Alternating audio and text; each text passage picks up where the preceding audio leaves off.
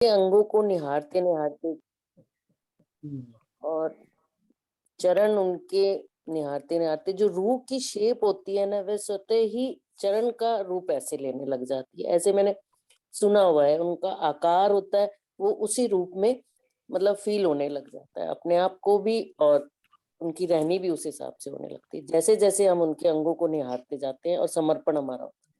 ये शेप भी रूह की वैसे होने। हाँ, बिल्कुल सही बात है। ये जितना भी है ये बातूनी, इसका सारा भाव आता है कि जैसे अभी उन्होंने मुखारबिंद की बात अभी मैं पढ़ रही थी, तो रूह का मुख भी खड़ा हो जाता है। तो इसका बातूनी अर्थ यही है सुंदर सा जी, कि संसार में भी हमारी पहचान, जब हम बाहर निकलते हैं, कहीं पर आते जाते हैं, तो जो जो जिस तरफ लगा होता है ना, तो सामने वाला उससे उसी तरह की बात करता है। तो जैसे जैसे धनी का मुख रूह देखना अंदर करण प्रारंभ कर देती है, तो रूह का अपना मुख क्या खड़ा होना शुरू हो जाता है। बाहर भी उसकी यही उसका मुख ये खड़ा हो गया कि भाई ये तो राज्य की राह में सुंदर साथ लगे हुए हैं, तो उनसे प्रणाम करने के बाद पहला हमारा क्या काम होता है, उनसे चलो आज ये सुंदर साथ मिले, अब ये धनी की तरफ बहुत ज्यादा लगे, ये बात मेरे को खुलासा नहीं हुई, इनसे मिलकर वो बात हम कर ले। तो उसकी रूह का अपना मुख भी धनी के प्रति जितना समर्पित होता है, उतना उतना बाहर भी खड़ा होना प्रारंभ हो जाता है। जो चीज अंतःस्करण में होती है, जो जो दिल में होता है, वही तो बाहर आता है सुंदर साथ जी। तो इसी प्रकार से जो चरण कमल की प्रतिभा दीदी कह रहे हैं, बात बिल्कुल ठीक कह रहे हैं। हाँ जी प्रतिभा दीदी।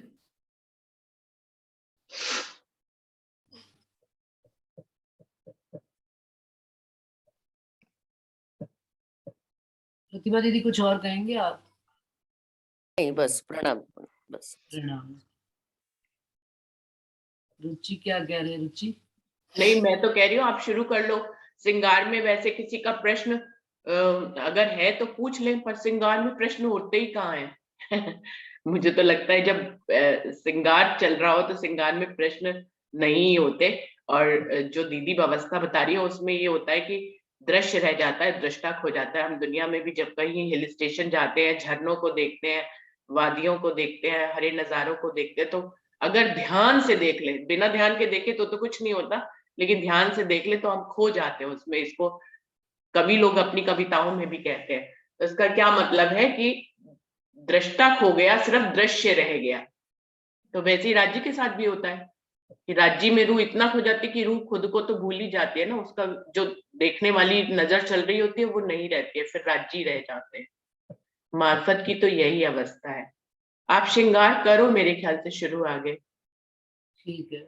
जैसे सुंदर साथ जी इसी बात से जोड़कर एक बात और भी आती है कि यदि हम अच्छी जागृत अवस्था में कहीं घूमने भी जाते हैं, संसार में किसी भी जगह घूमने भी जाते हैं, और आज मान लो मैं 50-55 की हो गई, लेकिन मैं कभी गई 24 साल में या 25 साल में या 27 साल में, मुझे सारे वो स्थान याद हैं कि मैं भाई उतने साल की थी तो मैं वहां घूमने गई थी, फिर मैं क्या नाम आगे, और उसके बाद मैं यहाँ घूमने गई थी। जैसे जैसे परिपक्वता आती चली जाती है, लेकिन संसार में भी घूमने का हमें अपने सारी चीजें आज दिन तक एक एक चीज याद बनी हुई है कि भाई मैं फलाने टाइम पे फलाने ईयर में यहाँ घूमने गई थी, फलाने।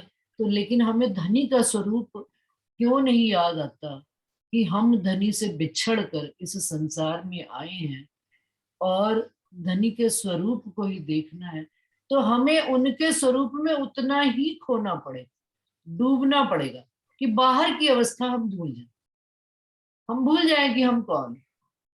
हम इतना ध्यान में जब बैठते हैं तो हमें ये भूलना पड़ता है, नहीं, भूल जाते हैं उनके इश्क में, उनके विरह में।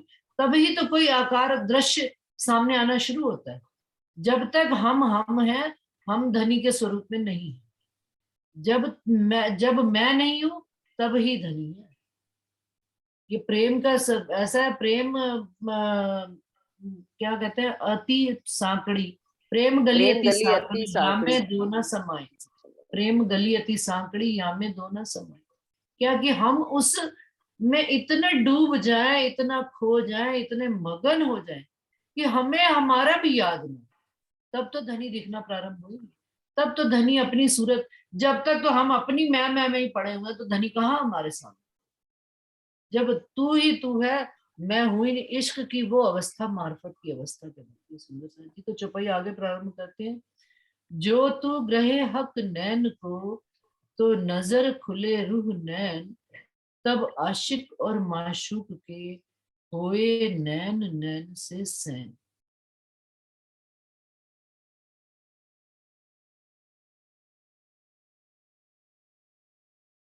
नैनों में अगर रूह चली गई, नैनों को देखना प्रारंभ कर दिया, तो नजर खुले रूह नैन, नैन से नैन मिलने प्रारंभ हो जाए। अब नैन क्या है सुंदर साथ जी संसार में, ये जहरी नैन नहीं है। और धनी के नैन भी क्या है, धनी के नैन इस संसार में ये वाणी के स्वरूप में आए हैं। अब इन नैनों को जितना जितना हमारे अंदर हम आत्मसात करते चले जाते हैं, इन शब्दों को आत्मसात करते चले जाते हैं, तो रूह के नैन खुलते चले, रूह की नजर खुलती चली जाती। ज्ञान चक्षु से धनी का ज्ञान, धनी का इल्म, धनी का प्यार, धनी का विरह, धनी का इश्क, धनी की वाहिदत आनी प्रारंभ होती चली जाती है इन नैनों से। तो फिर क्या है, तब आशिक और माशूक के, तब धनी और रूह, आशिक और माशूक कौन है, आशिक वो है जो लाड है। अब ये धनी इस वाणी के माध्यम से हमारे अंदर जो अपने लाड, अपने सुख पैदा कर रहे हैं, और माशूक जो हम माशूक बनकर बैठे हुए हैं री, और वो माशूक, जब दोनों आपस में अरस परस होकर, क्योंकि अब जब माशूक भी धनी को वैसे ही चाहने लगा, अब माशूक के अंदर भी धनी के प्रति वैसी ही चाहत, और आशिक तो लुटाने के लिए बैठे ही हुए हैं। धनी राज्य महाराज तो पूरा खजाना लेकर बैठे हैं। मैं यहाँ पर हुक्म को नहीं लाती बीच, कि धनी और रूह के बीच में हुक्म तो आता ही नहीं है, हुक्म को धनी ने बाहर रखा हुआ। कहते हैं हुक्म नहीं परम धाम के अंदर जा सकता। जब रूह धनी के इश्क में आ जाती है, विरह में आ जाती है, तो हुक्म आड़ा बन ही नहीं सकता। हुक्म तो खड़ा है अपनी गर्दन झुकाए कि भाई ठीक है, जैसे ही धनी हुक्म करे रूह को लेकर चलना है मुझे। अब रूह जब धनी के अंदर मगन होना शुरू हो जाती है,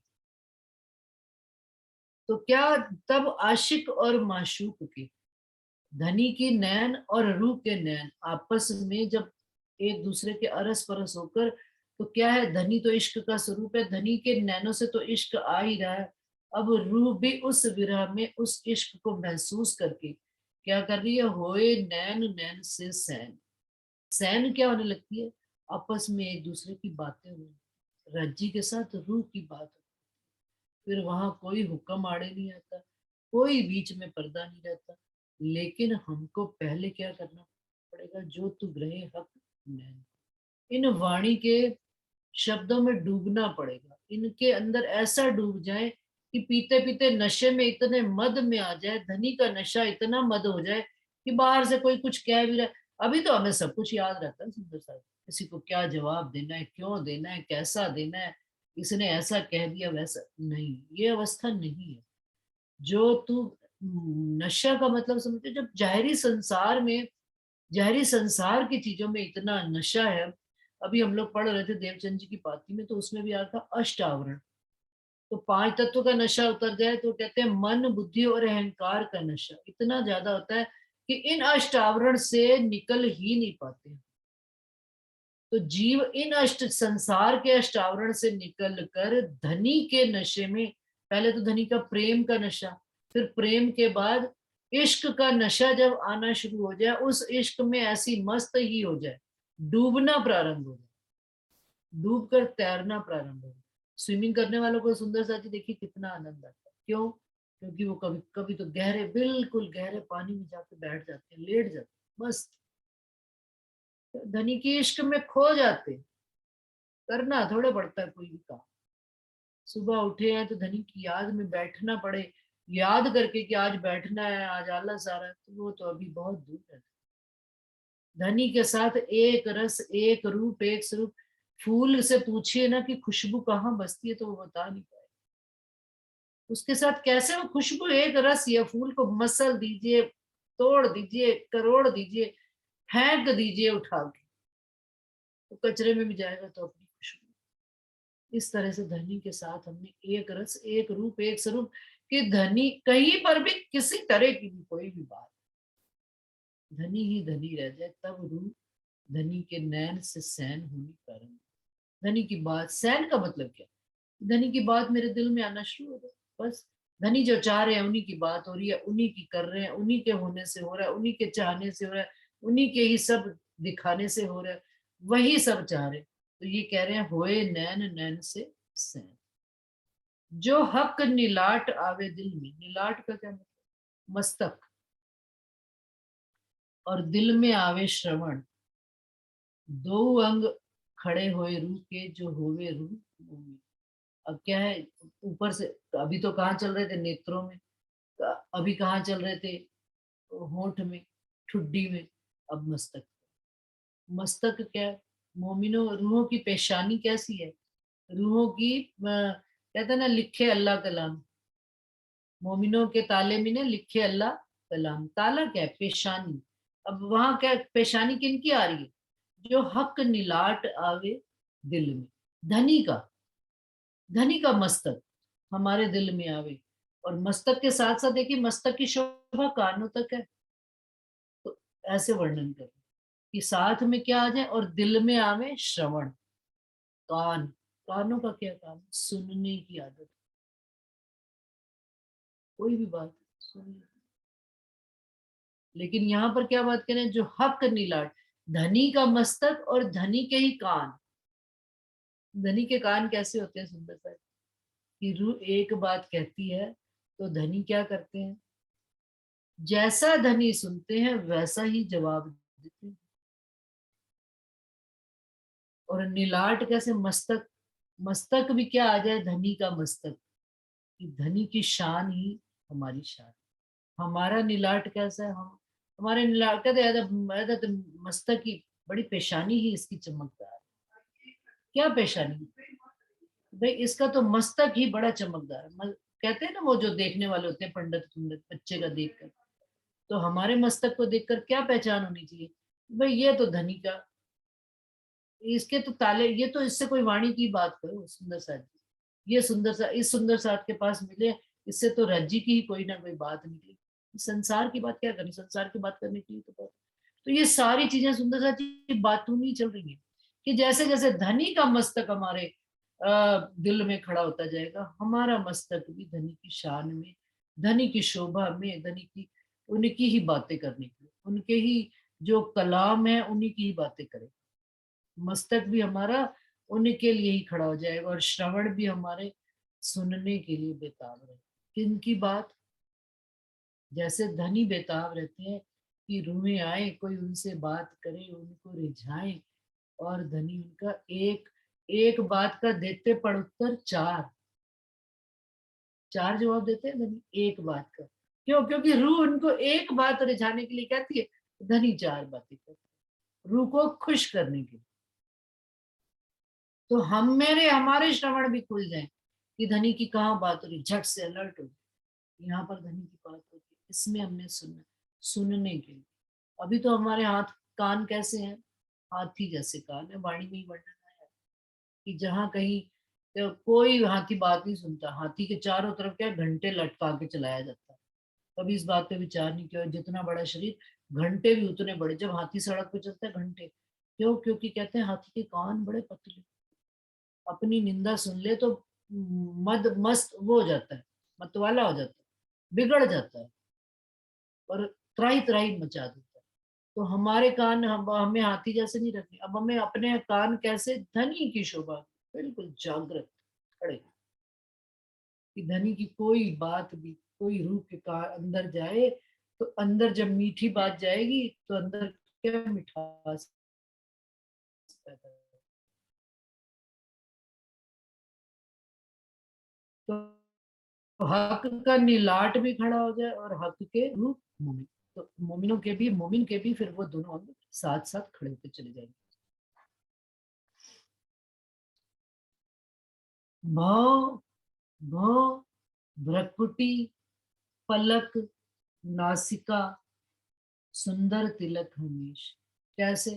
हम तो सुंदर सा की सरकार सारी जिंदगी, सतगुरु महाराज होते थे ना, मैं ये इस चौपाई में तो बड़ी अच्छी बात है कि भवें कैसी हैं, संसार में कैसे हम भवें अपनी, बना के स्टाइल से पार्लर में जाके बनवाते हैं।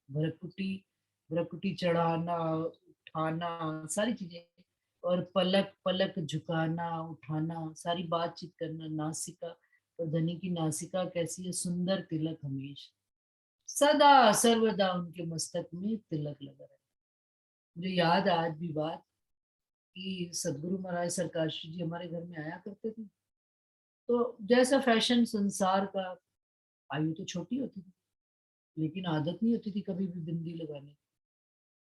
तो एक काम उन्होंने जरूर किया, और खुद देखिए सुंदरदास जी हमारे घर में जब आते थे प्रातः काल, उनका ये विषय बताने का है कि जब उठते थे सुबह, नहाए धोए तैयार हुए सब कुछ, तो अपना वैनिटी निकाला तो उसमें पहले क्रीम लगाई।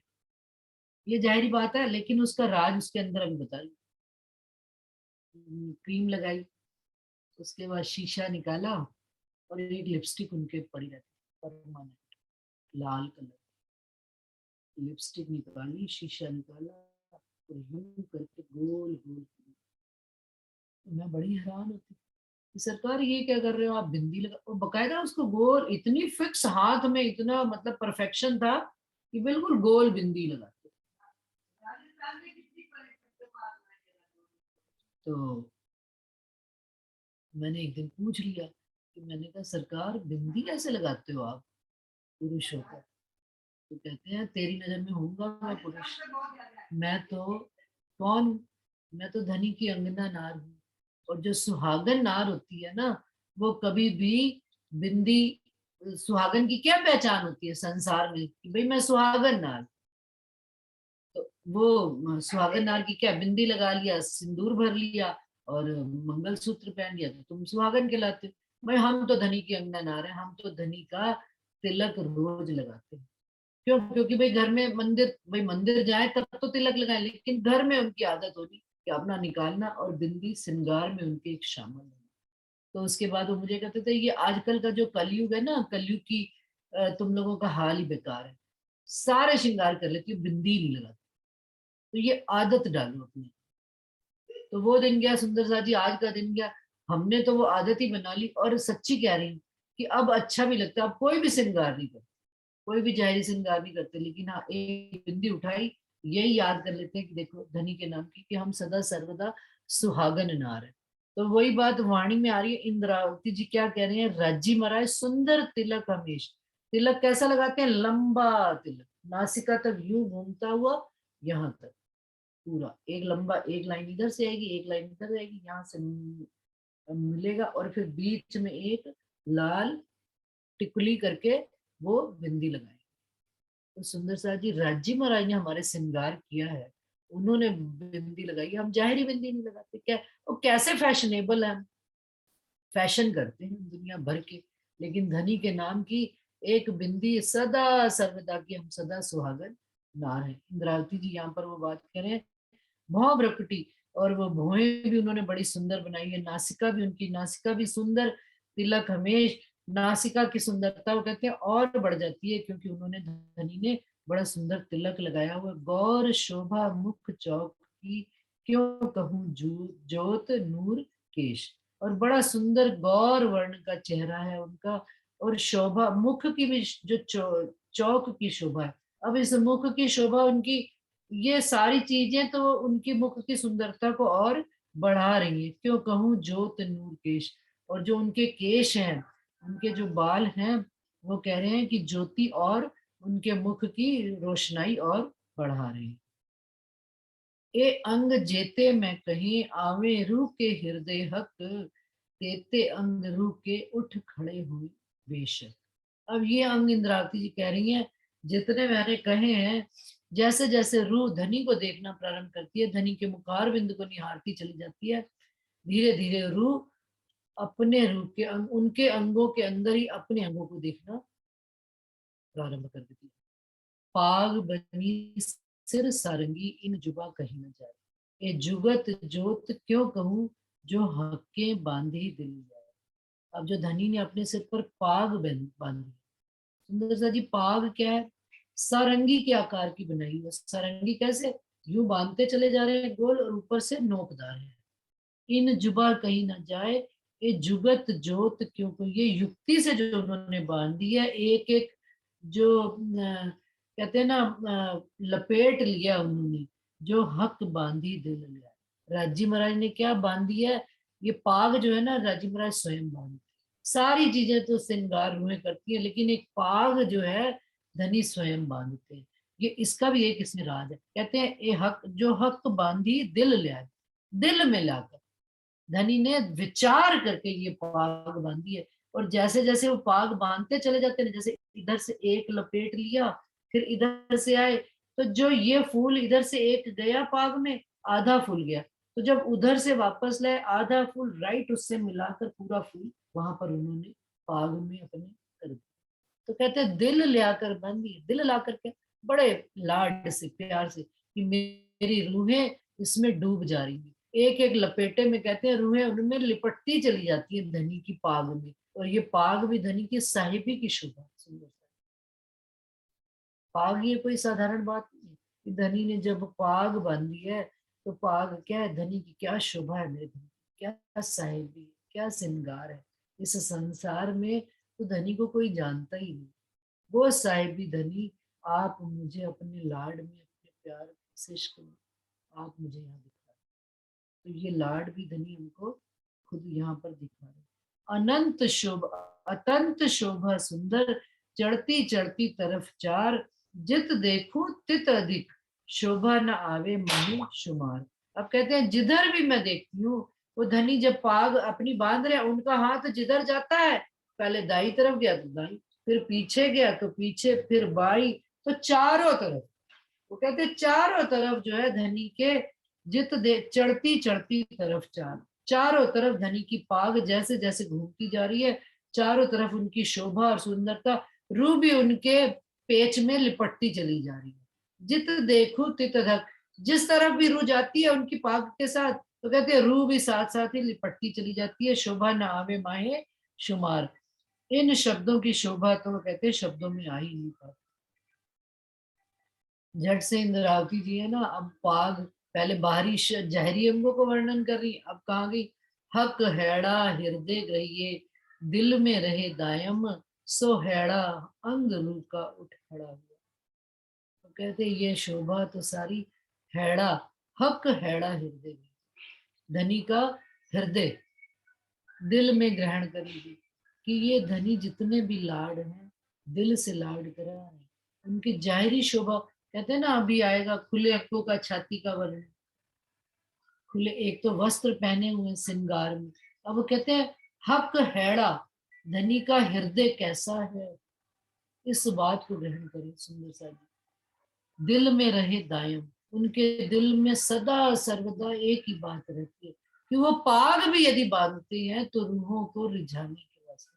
उन्होंने अपनी आशिकी भी ऐसी निभाई है, उन्होंने रूहों को इस पाग का भी तो बातूनी अर्थ बताया है हमें इस संसार में आके, कि देखो मैं पाग बांधता हूँ ना, तो पाग भी कौन बांधता, जो सरदार होता है, तो वो इस 14 लोक के ब्रह्मांड के, तीनों ब्रह्मांडों के सरदार है। आप एक पुरुष अकेला, वो आप पूर्ण पार ब्रह्म अक्षरातीत धाम धनी जी बैठे। अब कहते हैं इस बात को हृदय में विचार करके देखना सुंदर सा जी, कि हम उस धनी की अंगना ना रहे हैं, तो सो हैड़ा अंग रू का उठ खड़ा हुआ कायम। इतनी बड़ी धनी की साहिबी है, इस बात को यदि रूह हृदय से विचार करेगी, तो रूह का अपना हृदय भी खड़ा हो जाए, उठ खड़ा हुआ कायम, अखंड हृदय भी खड़ा हो जाए। हमारा अंग तो, हमारा दिल का ही संबंध है धनी के साथ, बुद्धि का संबंध, जागृत कर लीजिए बुद्धि, लेकिन यदि दिल में ये संबंध और ये लाड और ये प्यार और धनी की सब सुख नहीं आ रहे हैं सुंदर सा, दिल में इनका विचार नहीं आ रहा, तो जागृति अधूरी है। रूह तेती जानी जागी जानियो, जेता दिल में चुभे हकम। यदि धनी का दिल नहीं हमारे दिल में चुभ रहा, तो हमारे अंग, हमारे दिल में भी कमी है कहीं। हमारी बुद्धि जागृत हो गई है तो ठीक है, जागृत तो हर अंग को करनी कर। तो अब वो हृदय की बात कर रहे हैं, हृदय को कैसे जागृत करना, जो हक अंग दिल में आया नहीं, सो अंग रुका फरामोश। ऊपर चुपई वापस वही आ गई है, जब हक अंग आया दिल में, सो रू अंग आया मायूस। जो जो धनी का अंग दिल में आता चला जा रहा है, मुखारविंद की शोभा, मस्तक की शोभा, नीलाट की शोभा, और अब वो बातूनी अंगों की शोभा करने लगे कि अंग दिल में आया नहीं, धनी का हृदय भी यदि नहीं आ रहा तो रूह के अंग में भी होश नहीं। सो रूह अंग आया माही होश, रूह का भी वही अंग होश में आ रहा है, नींद से जागृत अवस्था में वही अंग आ रहा है जो धनी का अंग रूह के अंदर समाता जा रहा है। कटी, पेट, पासे, हक के, पीठ, खब्बे, कांध, केश।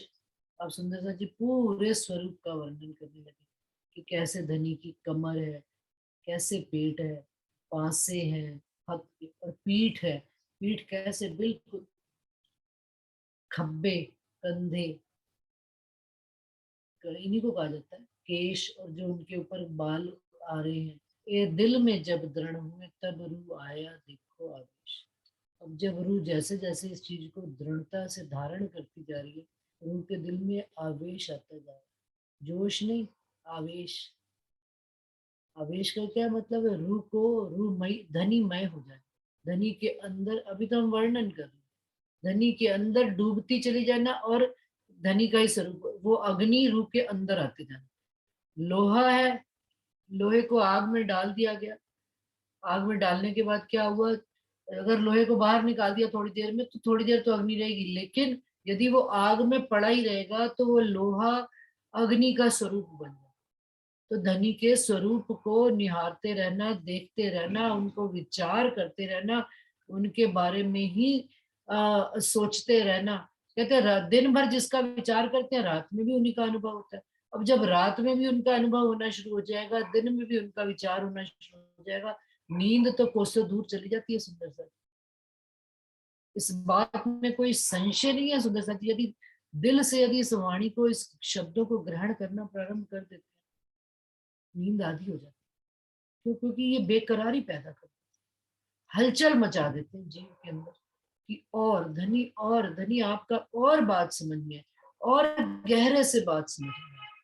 तो वो कहते हैं फिर तब रूह देखो आया आवेश। फिर रूह के अंदर क्या हो जाता है? आवेश, धनीमयी ही हो जाती है। धनी की बातें करना, धनी को ही सोचना, धनी को ही विचार करना, धनी का ही खाते पीते उठते बैठते सुपन सोवत जागृत, धनी का ही विचार करना।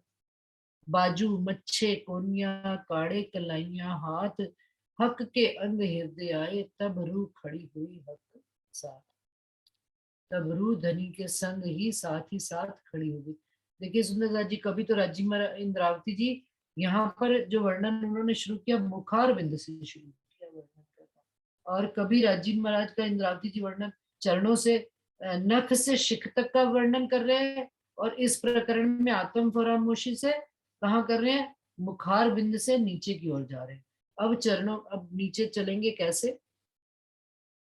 बाजू आ गए, मच्छे आ गए, ये मच्छे कहते हैं ना, बड़े मच्छे सोने जो करते हैं एक्सरसाइज, ये तो दुनिया वालों की बात है। दुनिया में किसी भी स्वरूप को देख लीजिए जिसका पूर्ण श्रृंगार, पूर्ण स्वरूप, वो भी यदि संसार में, यदि हम संसार में कोई तोल मोल आता नहीं है धनी के श्रृंगार के सामने।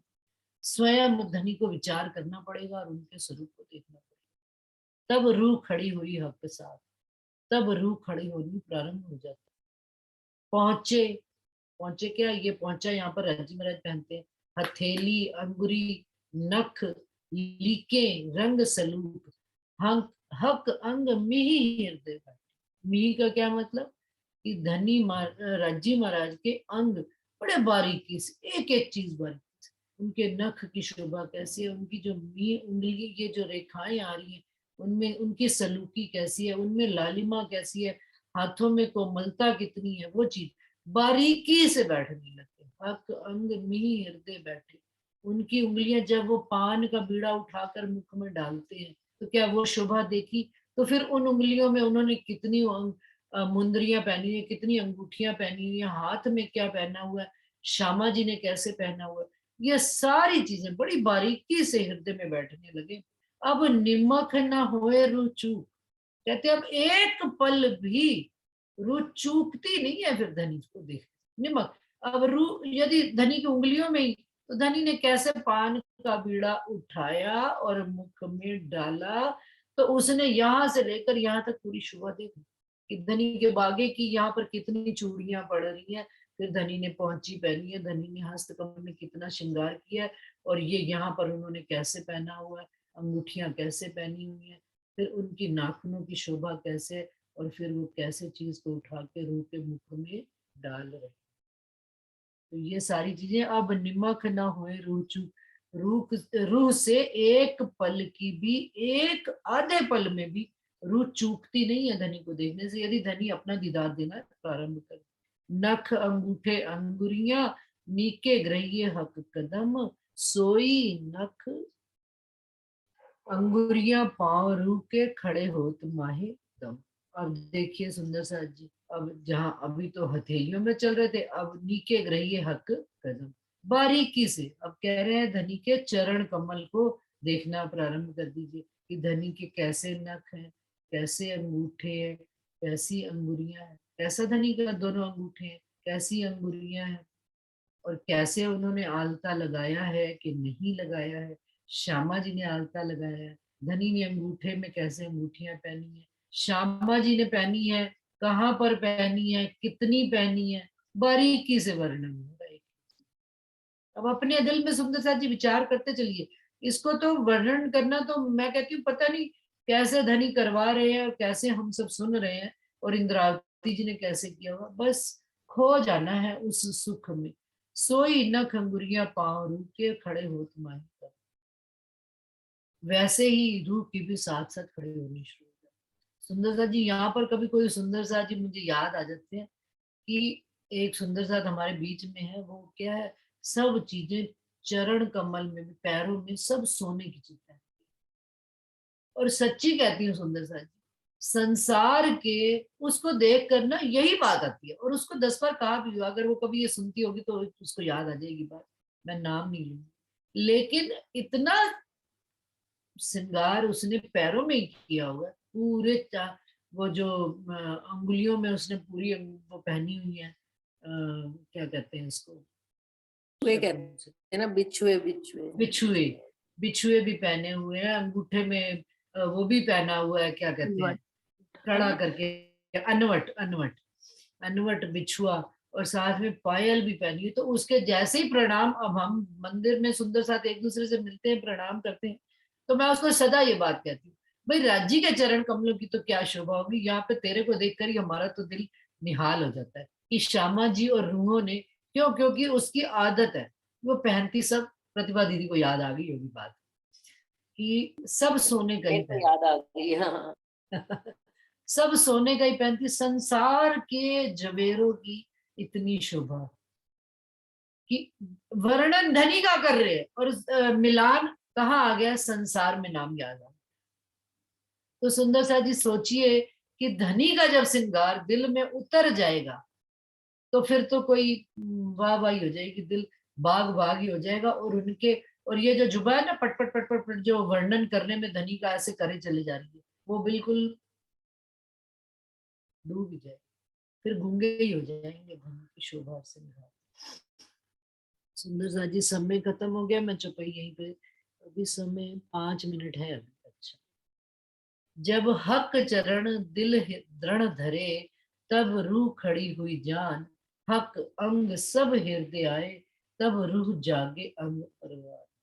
और सुंदर सा जी जब धनी के चरण दिल में दृढ़ता से धर ली, अब सुंदर सा जी ये जाहिरी चरण नहीं है, इनका भी बातूनी थोड़ा सा भाव मेरे दिल में जो आ रहा है वो मैं बता देती हूँ।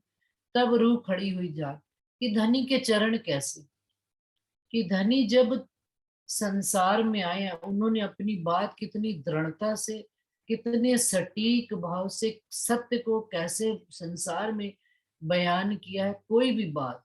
तो धनी का गुण, धनी के चरण कमल का आने का क्या मतलब है, धनी के उन गुणों का आ जाना, अपनी बात को संसार में, सत्य बात को सत्य तरीके से ही कहना, अपने सतगुरु महाराज का भी गुण आ जाए सुंदर साथ जी, तो धनी का गुण आना समझना प्रारंभ करना चाहिए।